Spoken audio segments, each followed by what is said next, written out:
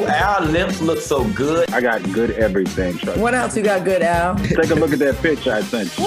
I just figured I'd get the girls a little preview of the spring summer collection, aka my body. It is TGIF. This is what y'all came for, right? Y'all came for this.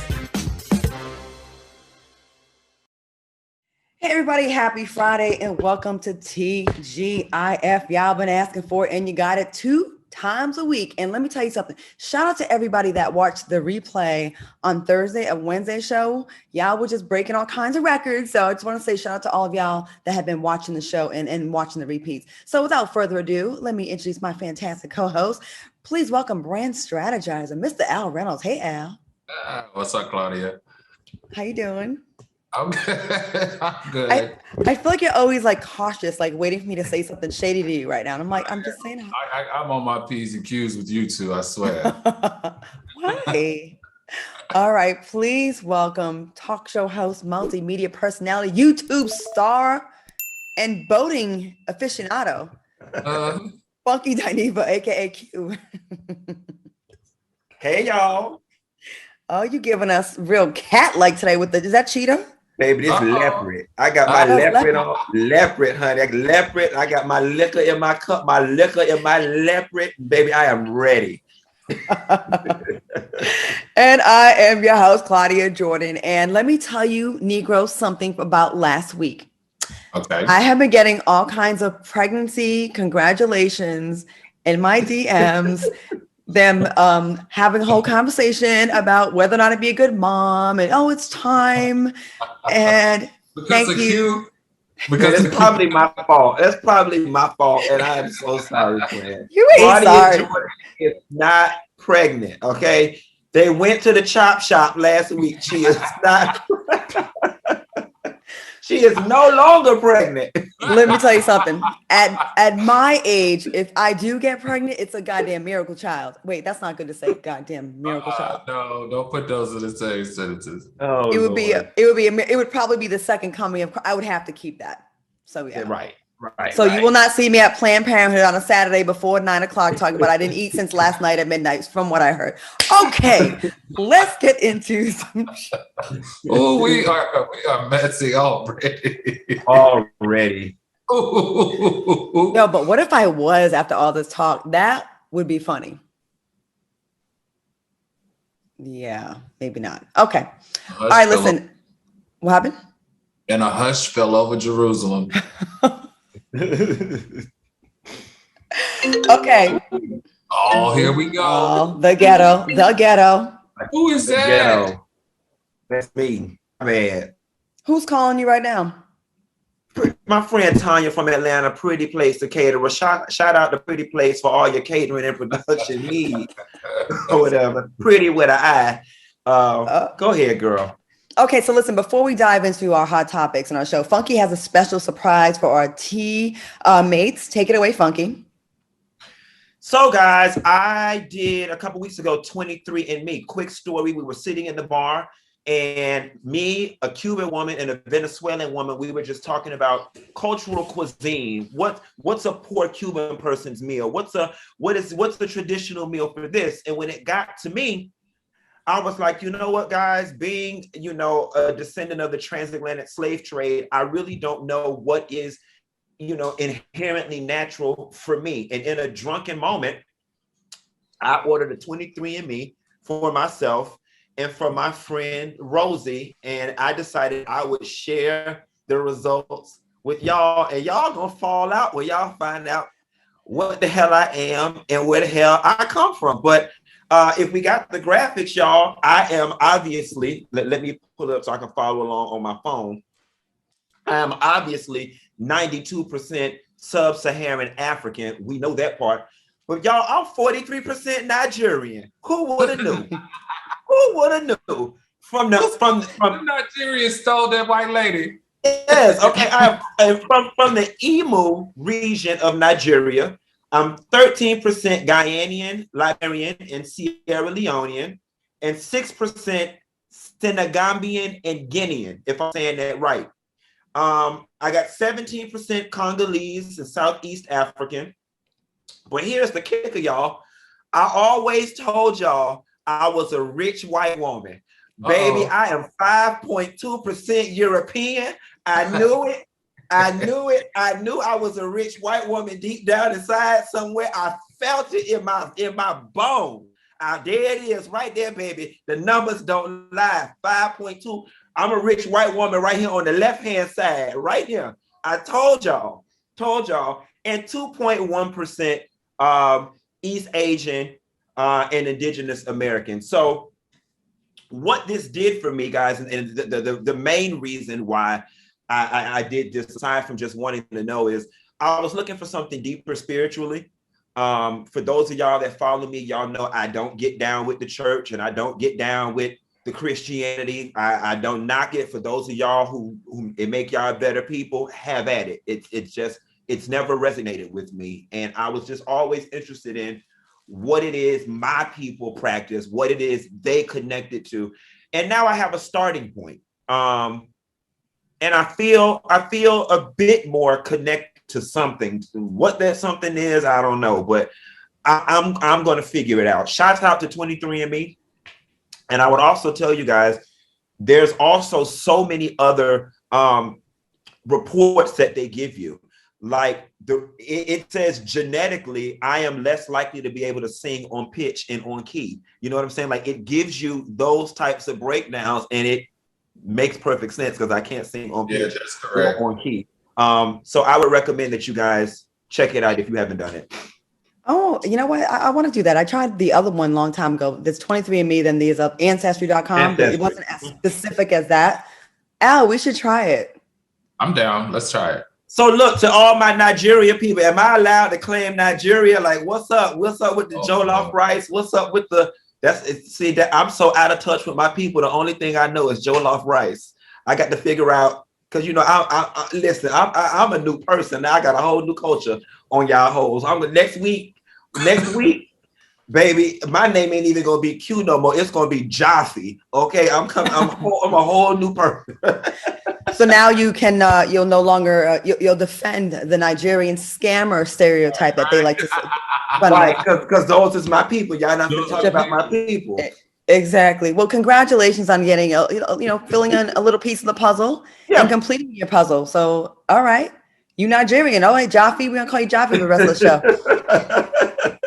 All right, let's get into some hot topics here. Congratulations are also in order for our girl Riri, who is officially a billionaire, the wealthiest female musician in the world, and comes in second to Oprah Winfrey as the richest female entertainer. Talk about Black girl magic. We have two Black women on the billionaire list. Are you guys excited about this story?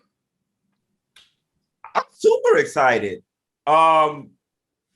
I mean, it's got to be an amazing feeling to be in your early 30s and have enough money to live 7 generations. You know what I'm saying? And she's earned it. Rihanna has done her thing. I don't know the complete breakdown. Al may know this better than me. I'm assuming it's more the products than it was the music that took her over. And I said to somebody the other day, y'all, I honestly think by the way that Rihanna's moving, that she's kind of done with music. I think y'all might get one more album out of this girl. She's been performing since she's like 14. Mama got enough money and got enough products bringing in enough residual income that she can sit down for a lifetime. Al, what do you think about this? Listen, Rihanna is the richest Avon lady in the country. Yes. She hasn't done music in what? A half a decade, since 2016 Antics. Like, how can you be the wealthiest musician in the world, but you ain't made music in 5 years? Because you're the wealthiest musician through your products. Now, Q, let me tell you how she did it. So during the pandemic, as we know, beauty products and the beauty industry went through a huge slump, right? So their valuations decreased dramatically. Now, because we're coming on the other side of COVID, the multiples for beauty products, as far as in comparison to their revenue, is multiples of 7.5. So because the multiples are so large, she is now a billionaire. I love it.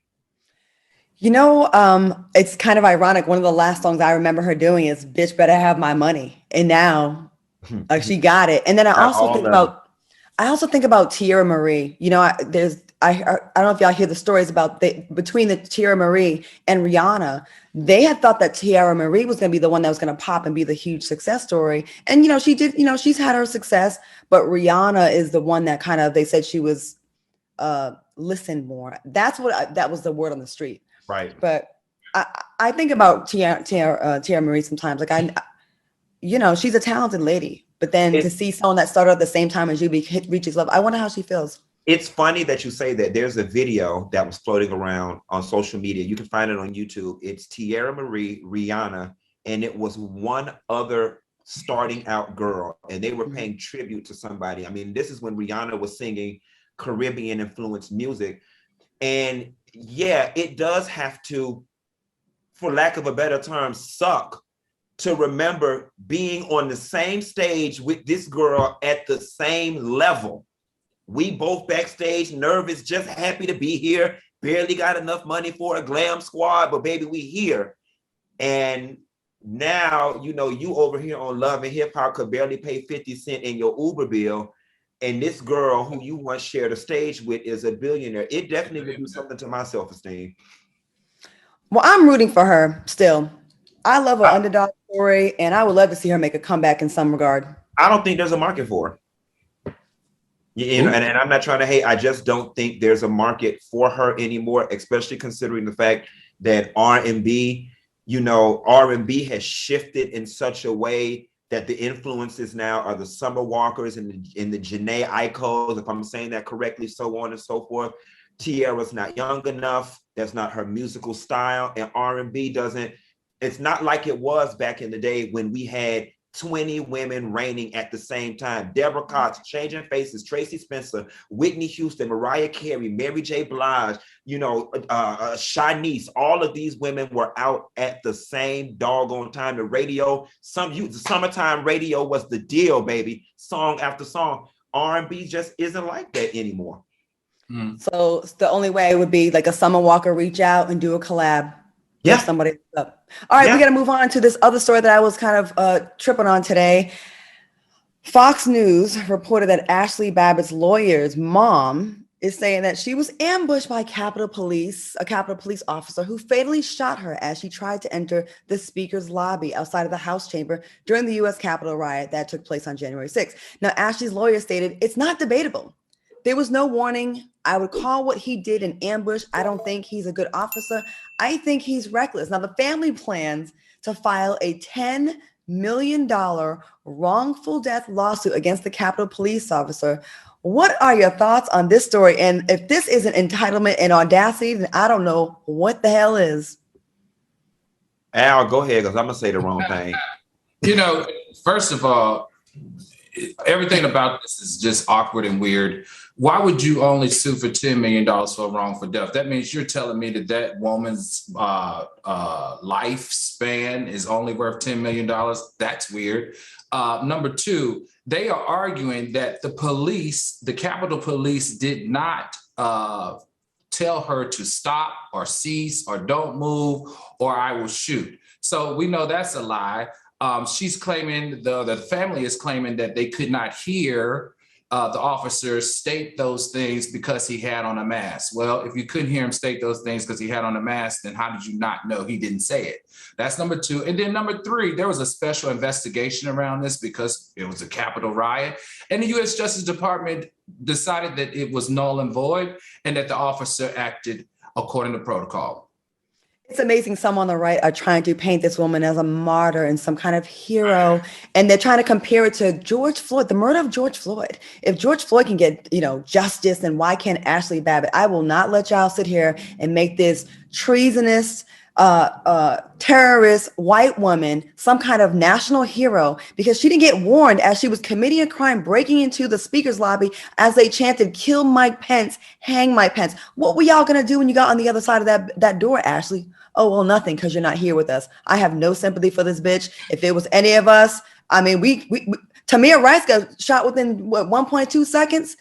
Talk about not getting a warning. That's someone who didn't get a warning. F out of here with that. I really want to say Listen, play silly games, win silly prizes. You know what I'm saying? Like, now don't get me wrong. The family, I understand the family, they're grieving, they're feeling stuff. I get it. I get it. But baby, your daughter broke into these people's house.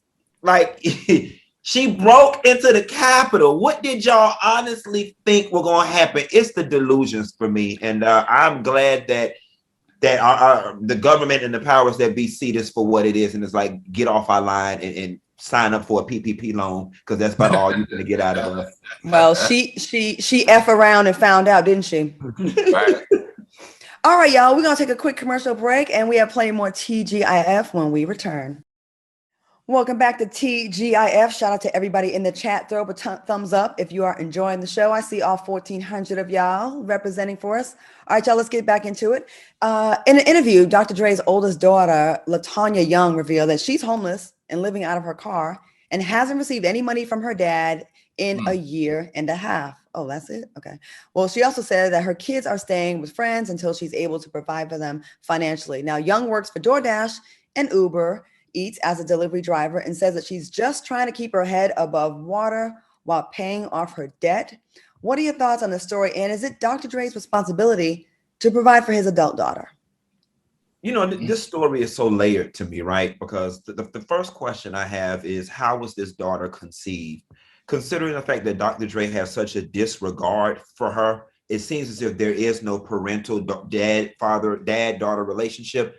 I'm curious to know, was her mom a groupie, a jump off, no disrespect intended, and that's how she came about, and that's why he has no emotional attachment to her? Because if he did, she'd be in a much better financial situation, considering that your dad is worth $800 million. Secondly, you know, it's not his responsibility to take care of his adult daughter and her children.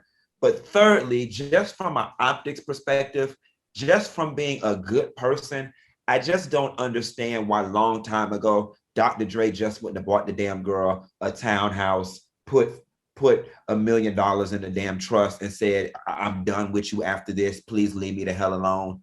Considering the fact that it would literally be no sweat off his back. Al, what do you think? I understand what Q is saying, but I feel like this, whether it was a jump off with a groupie or not, that's your seed, that's your child. Whether you have a good relationship with her or not, she's homeless. And she's got, what, didn't the report say she has 3 or 4 kids? So, you know, he is extremely wealthy. He has supported her in the past. He's only stopped supporting her in the last year and a half. I'm not one to tell him what to do, but even if he doesn't like her, how about this, Dr. Dre? You make $1 gazillion. So why don't you just put her on the payroll to help counter your tax liabilities? As an $800 million nair, you got to have tax liabilities. And one of the easiest things to do is put people on your payroll to reduce your tax liability. In this case, hit her off a couple of $1,000s. You can write it off on your taxes and you never have to talk to her. It's a win-win situation for you. Now you're out here looking suspect. We don't, like I said, I can't tell you what to do with your money. You're a grown man and that's a grown woman. But the optics, like Q is saying, it just doesn't look good. And you don't need that. What's the point? I agree. And I get your responsibility legally at 18 is over, but it's still another human being. I feel bad for people that have no blood relation to me where I'll help them out. And on a future show, we'll talk about all the people hitting us up for money, me and Al, right?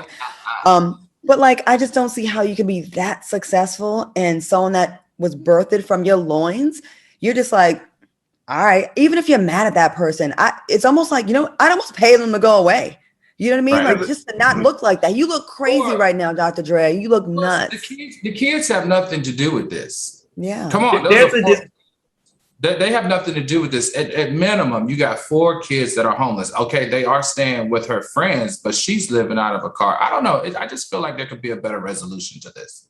I mean, considering the fact that Dr. Dre has probably got all the top attorneys and tax people in his whatever, the advice that you just gave, Al, he's fully aware of. There's a disdain there. There's a hate there. There's a trauma there. There's a reason why he's feeling like, I ain't giving you shit.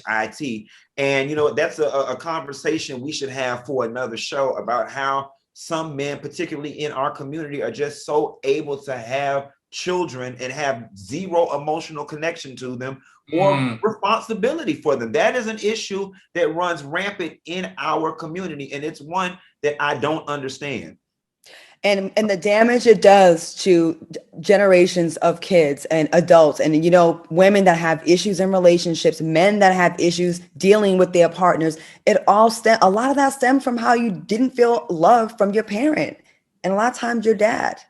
I know I'm going in the other direction, but listen, he's going through a very ugly divorce where she's already saying that he's not doing what he's supposed to do as it relates to giving her the money that she deserves. Having another story come out about your blood, meaning your child that you had, that you're not supported, it's only feeding the narrative of the divorce attorney. Look, they're like saying, look, we told you he doesn't do the right thing by the woman in his life. Look, she was married to him for X amount of years and he doesn't take care of her. Look, he's got a child that he doesn't even take care of. I just feel like he needs to be a little bit smarter about this. This isn't looking good right now. And that's just from the eyes from the outsider looking in. But you're in the middle of a huge divorce settlement. This does not make sense. Turn this wrong into a right.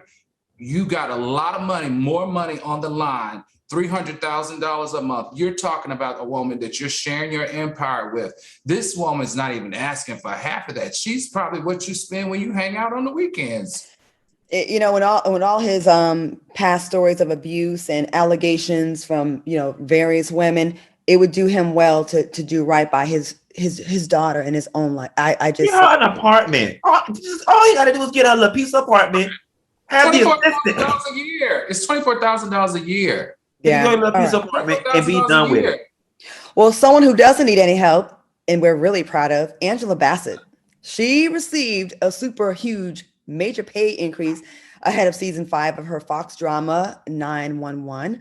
According to sources, Angela Bassett is now making $450,000 per episode, which makes her the highest paid actress of color in a drama series. Now, before we get into the story, here's a list of some of Angela Bassett's non-Black peers are earning per episode in television. Forbes reports that actress Sofia Vergara received $500,000 per episode for ABC's Modern Family, so she's making more than her. Ellen Pompeo received $550,000 per episode for Grey's Anatomy. Elizabeth Moss received $1 million per episode for The Handmaid's Tale. So in comparison to her non-Black peers, should we still celebrate this pay bump? What do y'all think? We should most definitely celebrate it.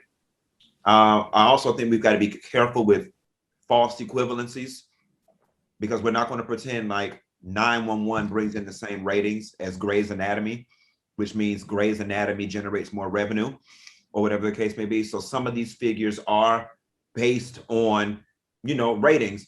However, we're not going to pretend like there still isn't a huge pay disparity amongst African-American women actresses in Hollywood. They need to give Viola Davis her things. They need to give Taraji P. Henson her things. They need to give Vivica Fox her things. Give all them ladies their things. But I am happy for Angela Bassett. But I'm going to tell y'all something, and I don't mean to be a hater. I read the list, and bitch, I'd be mad as hell because there's some people on the cast making $80,000 an episode, and I'd be damned if we sit here working on the same damn show on the set the same amount of hours, and this heifer getting $450,000 and I'm only getting 80. Now don't get me wrong, I know she don't put her time in. She's 30, 40 years in the game. You getting $450, can I at least get $229? How I'm getting 80 and y'all paying her $450? But nah, in all fairness, I salute the queen. She deserves it. I don't know anybody else on the cast, and she was robbed. They owe her for robbing her for what's love got to do with it, I think. Well, you do know other people on the cast. You know that Jennifer Love Hewitt is getting $300,000 an episode. Let me tell you the disparity here, which is so interesting, which is also not good. I mean, I do celebrate Angela in this case, but she's only making $450,000 as not an actor. She's actually making $450 because she's the EP of the show itself and also the EP for the spinoff Lone Star. So let's be very clear. She's not getting $450,000 an episode as the actor. Her cohort, though, Jennifer Love Hewitt, she's getting $300,000 an episode, which is $6.6 million for the season. And that's just not fair. Angela Bassett had to be 2 EPs on the show and the spinoff in order to make the same amount of money as an actress that Jennifer Love Hewitt made. Now, let's put a pin on that. The other thing here that's interesting is she can't be the highest paid African-American female because wasn't Kerry Washington? Kerry Washington was making $1 million an episode for her Hulu series, Little Fires Everywhere. And let's not forget, everybody, don't sleep on Gabrielle Union. Gabrielle Union, too, was making about $800,000 an episode for being Mary Jane. And the only reason that she didn't see the end of all of her money was because of her contract dispute, and they canceled the show because she wanted her dollars. So I don't know about this. This is a little interesting, but I do applaud Angela Bassett because she deserves it. She's been in the game for a long time. But you know what? Now that I think about something, Al, I just kind of got pissed off in my soul because if Jennifer's getting 300 an episode and Angela's getting 450 for 3 jobs, right. I would be curious to know either Angela is being cheated on the 2 additional jobs or she's being cheated at 911. Either way, she's being cheated. So I would be curious to know if Jennifer's making more than Angela as an actress on 911. That's why I brought it up. Now, let me tell you what's so interesting. This show actually was written for Angela. Okay. This is some mess right here. The show was actually written for Angela. That's how she got the EP credit. And then she forced the EP credit for the spinoff. And that's how she got to the 450. Just something to think about. She had to do 3 jobs in order to get the 450. It's just Hewitt $300,000 just for being on the show. It's so sad because we oftentimes as Black people, we still find ourselves in a situation where we have to be happy for what we can get, and I hate it. You know what I'm saying? It's an accomplishment, and I'm happy she got it. But it's like damn. But when you look over here, it's like, you know, it's a backhanded compliment, basically. I mean, they've conditioned us, and they've $9 million. So, but you're right, Q.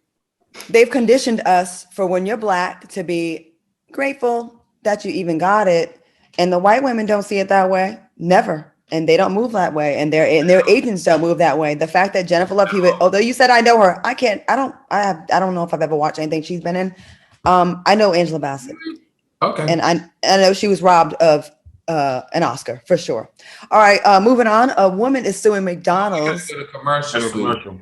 All right, we're gonna go to commercial and we'll be back and talk about the lady that's trying to sue McDonald's for some bullshit. We'll be right back. Welcome back to TGIF. All right, y'all, before we went to commercial, I teased a story about a woman who's suing McDonald's. Check out this BS. Okay, look. She's suing them after she claims a commercial that McDonald's put together compelled her to give into temptation and bite into a juicy burger, which caused her to break her fast during Lent. The woman stated, "When I saw an advertising banner, I could not help myself."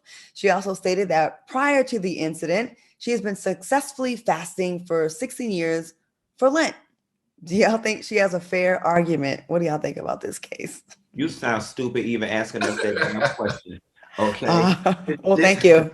Okay, this is just completely ridiculous, and it's funny because I thought the story was going to be in America, because you know there's the running joke in the legal system that in America you can sue anybody for anything. But now McDonald's is responsible for your lack of impulse control. What I will say is at McDonald's corporate, they are somewhere laughing, high-fiving, and the marketing person who came up with whatever campaign, that he or she probably got a raise because they're out here moving people to give up their damn God. She blamed McDonald's instead of blaming the devil. I ain't mad with you, sis. I mean, if you about to go to hell, you know, messing around with McDonald's, you should try to get some money out of them, but it ain't them people's fault. What do you think about this? Oh, guys, to me, this looks like the ultimate marketing ploy. You're going to take a lawsuit and claim the lawsuit was because your brand was so good, your food was so good that it breaks religious barriers, which religion is one of the hardest things to ever break, right? In order to overcome or to make money on. So this reeks to me of a good PR campaign around a lawsuit that actually occurred back in 2019. I think McDonald's pulled this back up, has marketed this into the media in order to promote themselves. So shame on you, McDonald's, but good work. So you think it's an inside job? Absolutely. But you know, the lawsuit was 3 or 4 years ago. Why are we just now talking about it in 2021? We're just now talking about it in 2021 because they've taken that lawsuit and flipped it into something. The parody here is religion and restraint, right? Religion, restraint, and not doing something. And their product is so good that it even made you break your religious belief. Cut it out, McDonald's. I see you. I'm gonna tell you what's funny though. When we were talking prior to the show off air, I said I want a double quarter pounder, and I have not eaten dinner. I did. I have not eaten dinner yet tonight. And low key, when we get off work, I'm going to get a double quarter pounder with cheese. So it's working. It worked. Shame on you, McDonald's, but good job. All right. Sean Combs, Puff Daddy, Diddy to most, or should I say love? Well, he recently sat down with Vanity Fair and shared that the next phase of his life is dedicated to justice and Black capitalism. Now, Diddy didn't share many details, but he did say that he has a 5-year plan that is guaranteed to do great things for the Black community. Now, in the interview, he was reminded of the accusations from former rapper turned pastor Mace, who accused Diddy of stealing his royalties. Diddy told the writer that he couldn't focus on that issue because God put it on his heart to find his purpose and save the Black race. How do y'all feel about that? Yeah. So you know, my gut reaction when I just read the headline, Diddy has 5-year plan for Black people. I'm like, you know, who the hell died and made you the next Martin Luther King, right? But I did read the article. I read the article and I want to repeat something that I said in reference to the baby on last show. Everybody is worthy of redemption, and everybody can redeem themselves with time, energy, and effort. There was a genuine sincerity I did get from this article when Diddy was speaking about he plans to start an all R&B label with full transparency where he will not be signing people, but there will be 50-50 partnerships with full transparency between the label and the artist. Now, we already know what that is. That's Diddy trying to get into heaven by how he don't screw Mace them over and made Pam have to turn straight in order to get a man to pay her bills and all this type of stuff over there at BT. I don't know, I already went in on Diddy about no people money. I ain't gonna do it again. But that part did feel sincere to me. It did feel like he spoke about Black people not owning rap and that we now have the opportunity to at least own R&B. And I bought into that part. They tried to own rap when they worked with him, but he gangstered all of it away from them. Listen, I feel like if you're going to preach love and this new energy and what did he call that? Not energy. Can't remember what he called it. If you're going to say that this is the space that you're in and equality and everybody, okay, then what about, are you planning to give Mace his money that you owe him? Okay, so you don't want to give him this money on it. Well, how about, do you plan to give Mace his rights and publishing back? Since we're in this space of energy and empowering Black people and giving people the money that they deserve, how about that? And then what is that? What was that female group? Danity Kane? Oh my God, yeah. You remember them? And everyone else that was on Bad Boy that we never heard of again after he dropped them? Okay, so what are you doing about that? If you're going to preach love and this new you and this evolution and this equality and this capitalism, then you got a few wrongs that you need to right. Now, the other thing that was, and I read the entire article and it was written perfectly. I just felt like I was a part of like this fairy tale, in all honesty. If you're going to birth this out and want the public to believe it, he also talked about empowering young Black executives. Let me tell you something. If you're trying to empower people We don't need mentoring groups. If you want to empower Black people, then you need to put Black people in power. Period. We don't need no more empowerment programs. We don't need no more set-asides. We need to be the CEO of stuff. So forget this empowering program and enlightening program and we're gonna all come by y'all. Put people in power of color to make money. I don't need to go to another empowerment conference. I need to be the president of something. I need to be the decision maker. If you're really changed, then that's what you need to be campaigning. And it's a bad sign to me. I listen, if this is what's truly in his heart, I commend him, right? And like you said, Q, everyone can have redemption, facts. But it's a bad sign that during your interview, when they ask you about one of the most infamous cases of you not doing an artist right, you wouldn't even discuss it. Like that would have been a great moment to say, you know what, you're right. Let me go ahead and address this and let me do right by this brother. And he could have said that then. You know how big of a deal that would be? Because then we could actually believe what you're saying. We want to believe you, Diddy, because Diddy, you have done a lot with your life. You've done an amazing with your life. But I think there is some responsibility and, seeing it through. And there's too many people saying the same story about you. There's too many things. Right. I would love to see you really. The one thing that was great, Claudia, that you said was in the article, he said that I'm going to take it from me to we. Remember that? He quoted that so many times throughout the article that he was like, I'm no longer going to focus on me, but I'm going to make it about we. So if you're going to make it about we, then spread the wealth.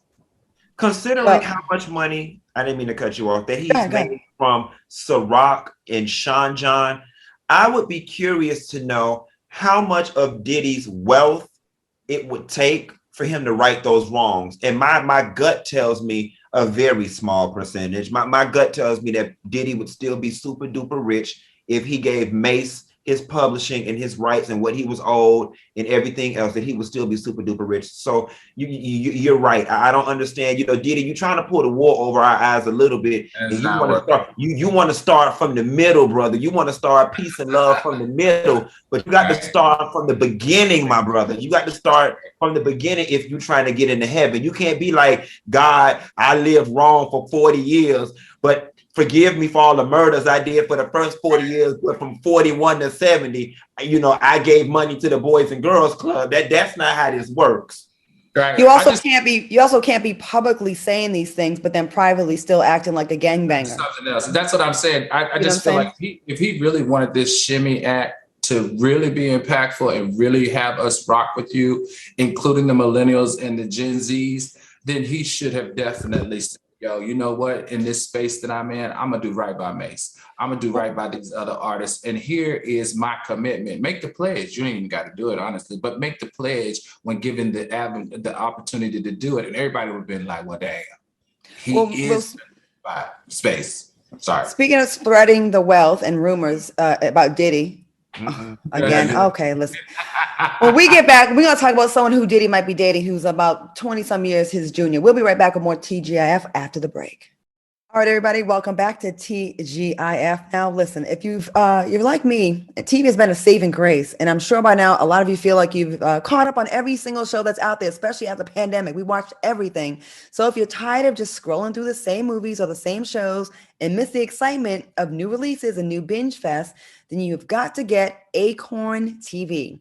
Acorn TV is the largest commercial-free British streaming service that features great stories and shows you won't find anywhere else. Now, with Acorn TV, there's always something new to discover. It has hundreds of exclusive shows from around the world, including award-winning mysteries, dramas, comedies, and so much more. Now, you get thousands of hours of new content on Acorn TV for a fraction of the cost compared to most streaming services at just $5.99 a month. The series you'll find on Acorn are refreshing because they're cleverly written, visually striking, and feature renowned actors like Thandie Newton. Now, I'm watching My Life as Murder with Xena Warrior Princess, actress Lucy Lawless, who plays a retired cop that can't stop solving cold cases. Now, look, if you're ready for a streaming service that offers new stories and new characters and breathtaking sceneries every week, do what I did and get on that Acorn TV. Try Acorn TV for free for 30 days by going to acorn.tv and use my promo code T.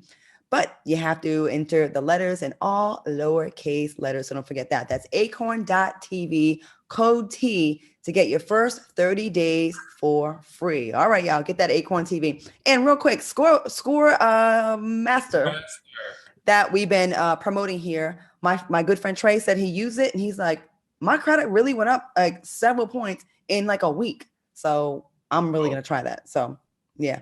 And Al, you said you want to get out of the low. I want to get out of the low 700s. So, you should try it.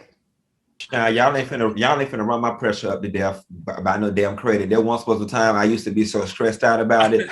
Listen, now that I'm over 700, long as it's over 700, I'm fine. I ain't got to have no 800 because it buys you the same damn thing. Okay, when I went and bought that BMW, they asked me one question. They said, credit score over 700? I said, yes. They said, okay, fill out the paperwork. So, Al, you fine. You don't need no more points. 703 and 798 get you the same damn thing. No, you got to have the 800s to get those elite cards. Yeah, I'm 5 points away right now. 5 points. I'm gonna use that score. 795. Yep. Congratulations, Claudia. That's good. Even with my gambling problem. So imagine if I didn't. All right, let's get back into this Diddy real quick. We won't spend a lot of time on this. So the rumors are going around that he's dating Carisha Brownlee, also known as Young Miami from the rap duo City Girls. The 50-year-old music mogul allegedly started seeing the 27-year-old rap star in June. They were spotted holding hands at a party for Pierre P. Thomas. And on Tuesday, Young Miami posted a photo of herself sitting on Diddy's lap and kissing a bottle of tequila. Are y'all here? What? I don't want to ask you all these questions. Are y'all here? We're not gonna spend much time on it. I think this is nasty. And you know what? I don't even want to go in on just the multiple layers of why this is just wrong. This relationship, in my opinion, is not equally yoked. I mean, have you ever heard Carisha speak? I mean, Jesus Christ. You know what I'm saying? And aside from that, you know what I'm saying? She deviates so far from what his traditional types have been. So it makes me question his motives. Now, I will say this for Carisha, baby, if this thing is the truth, this is a great come up for her and the City Girls. It definitely will bring them up to a more of an A-list level. You know what I'm saying? It definitely elevates her. But I just question Diddy's motives. I question what he truly has in common with Carisha, what he truly wants with Carisha. Is he really wanting to build a future with Carisha? I just don't see it. But for her, I'm happy, mama. Have a good time. Get them coins, get them gifts, get them perks, get access, make the best of the access that you're granted, and keep living. Okay. Well, since we're on the subject of age differences in relationships, what about this one? I want to hear what you have to say about this one. Madonna was spotted getting hot and heavy with her new boyfriend, and he's 27 years old, and she is 62.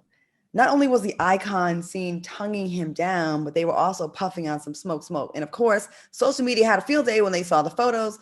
Many people said that Madonna is too old to date someone that could be her son. Should there be an age limit when it comes to dating? And is it a double standard when it comes to men and women dating younger? This feels like leaving the club at 4:00 in the morning, drunk off of brown liquor, butt naked in your bed alone, and you go to Pornhub and type in granny porn. Okay, that is what this feels like. And yes, we're going to answer the question. Yes, what? Granny porn. It just feels like granny porn. Granny porn, GRANNY porn. Here's my lotion and the rest of my liquor. Okay, it feels like granny porn. And here's the thing: we're gonna, Claudia, we're gonna answer the age-old question. Yes, it is a double standard. You know what I'm saying? Older men do it all the time with younger women, but it seems to be more acceptable because the younger woman is on the come up. Listen, I know what's coming out of my mouth sounds very patriarchal. I get it, but it just feels wrong. It feels nasty. It just feels nasty. It feels like an old lady A 63-year-old woman. Can y'all imagine him hitting her from the back? Like what that looks like? Have you seen her new fake ass? How terrible it is and hard it looks.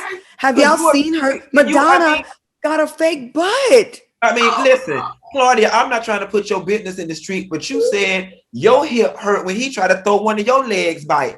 So can you imagine what type of rheumatoid arthritis, inflammation issues she having in between her legs and in her butt?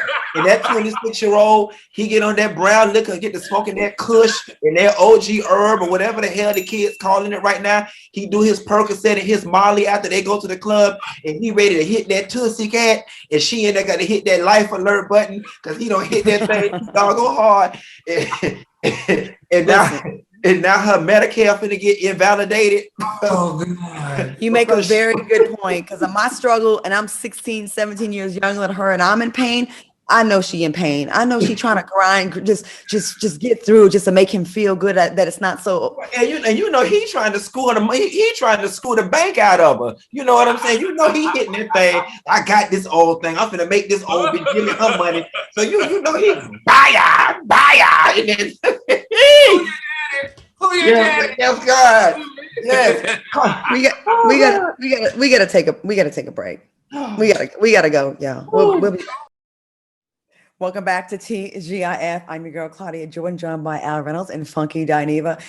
Q, remind me to tell you a story about when I did host the red carpet of the Soul Train Awards and who was such a biatch on the red carpet. One of you. She was a child star back in the day, but she tried it. She got mad because I referred to her by her old. And I'll tell you off camera. I got a story. She might be watching. She might be watching. She ain't working right now. All right. Before we wrap, I want to play a game of Sex Scramble. Scramble. Look at our graphic. Okay.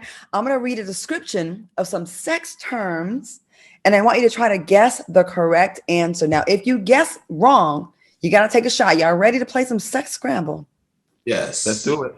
Okay, great. First up, what word is used to describe more than two partners involved in a sexual activity? Orgy. Look, Al don't even need to see the letters. He's like, what I did on a Tuesday night. Okay. All right. This word is used to describe a discoloration or bruise you get on your neck. Hickey. They so nasty too. Okay. I need a good hickey. You give a good hickey? I said I need a good hickey. Okay. I haven't had a hickey in years. Y'all know I'm so black, I've never had one. I'm so serious. I've never had one. Your son is that Nigerian in you? That's that Nigerian blood. So this is everything you do before intercourse starts to build up the excitement. What is it? Foreplay. Douche. Fleet. Oh. You know what? Q. You're This so word. mad. It was foreplay. Was This I word. right? Oh yeah, Yeah. foreplay. Yeah. Okay, so I'm winning. I'm 2-1. Okay. This word Alright. describes what happens when people send you sexually explicit messages, photographs, Sexting. or images. Sexting. That's right. This word is used to describe couples using characters and scenarios before Roleplay. having sex. Role play. That's right. All right. What's another word for orgasm? Climax. All right. You know we got some hoes on this show. Y'all went through them so fast. We got like 3 minutes left. So since we have 3 minutes left, Claudia, you remember you asked me about what I was doing in DC today earlier, and I just want to give a shout out to Director Angela Gates over at DC's Office of Cable Television, Film, Music, and Entertainment. They took me on a tour, and it was just an amazing tour. Anytime you make a movie or a television show in the city of Washington, D.C., it goes to this office. And when I tell you, the complex was incredible. And guess what? She said that if we were to come to D.C., she would definitely allow us to use the studio here free of charge.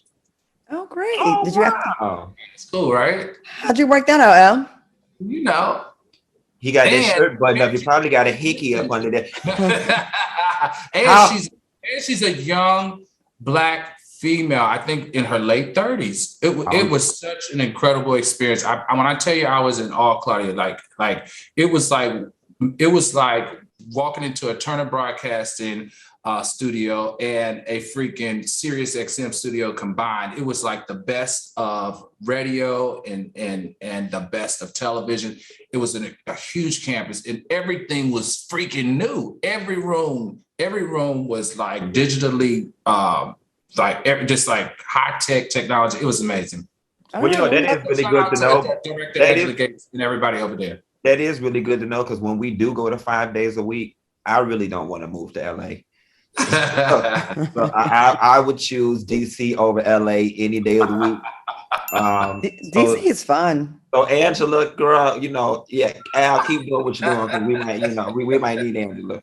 So we have about 30 seconds left, 45 seconds left. On the next show, we want to start talking about things that are in our lives happening. And Al and I have been really getting hit up with people begging for money. Like people I don't even know are asking me to help put their kids through college, like not just small amounts, big amounts. So I want to get into that, and make sure you submit your questions for, you know, Q&A on Wednesday. Everyone have a safe weekend. Fellas, it's always great to see y'all. You have a good one this weekend. Always. All right, y'all. Stick around. The Book of Sean is coming up next, and we'll see y'all right back here on Wednesday, and Cocktails of Queens on Monday. Y'all have a great one.